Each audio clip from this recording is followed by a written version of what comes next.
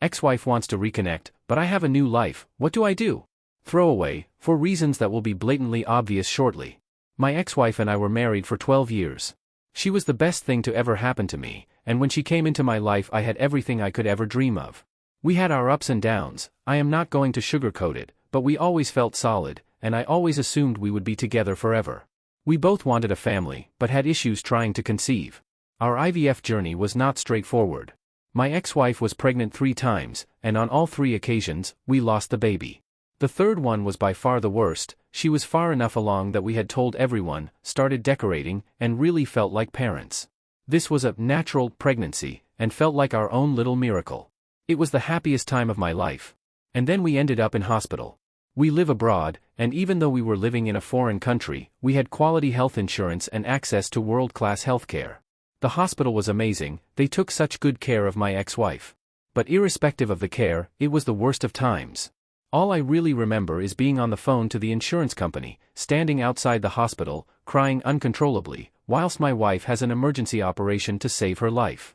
It was truly awful, and must have been 1,000 times worse for her. The aftermath of this is, in reality, what sunk us. My ex-wife slid into depression. Medication was not an easy option as we still wanted to try for a family. Therapy alone didn't really help. Eventually common sense prevailed, and she started taking medication. The improvement was quick, and with the benefit of the meds she was suddenly back on an even keel. But I was destroyed. I had given everything I had to look after her. I was the only one working, so the pressure of keeping a roof over our heads, healthcare paid for, and additional funds for future IVF, was mine alone to carry. I couldn't grieve. I had no one to lean on. When I wanted to lighten the load, by switching health insurance, for example, I received no support. In this case my wife was too anxious to deal with the forms and the questions and sensation of being invaded. I get it. But the result felt like I was being sacrificed, and that my needs were irrelevant. The industry I work in does not make it easy to access mental health support. I was paranoid that I was going to lose my job if I tried to access help. So I buried it all deep down, and just kept going. By the time my wife was better, I felt completely left behind, drowning in grief and suffering. I was lonely, isolated and, frankly, seriously depressed. The sadness had driven a wedge between us. I suddenly realized that my wife never looked at me the way she used to, like I was the best thing she'd ever seen. Instead, all I saw was sadness and resignation, even though, logically speaking, we still had a lot to be grateful for. Things slowly degraded to the point that I spoke about divorce. She immediately moved out.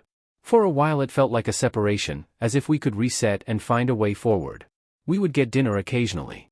Or watch Netflix. I would even sometimes stay over at her apartment, although we were no longer being intimate. She was clear that she supported me in stepping back from work to focus on getting better. I was lost, but I thought I could see a way for us to move forwards. And then, one day, almost out of the blue, she filed for divorce. I understood, she couldn't handle the limbo anymore.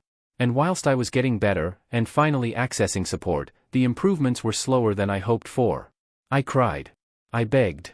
I asked her to stay just a little bit longer to give me the opportunity to show her I was on a good path. That we could put the train back on the track. But she was steadfast, and insisted that a divorce was what she wanted. That it was the best option for both of us. I promised to be a gentleman during the divorce. I made it as easy as possible. I did not contest it. I gave her more than half of everything we had. Arguing about money seemed so churlish after all we had been through, and I genuinely wanted her to have the best springboard into the next chapter of her life.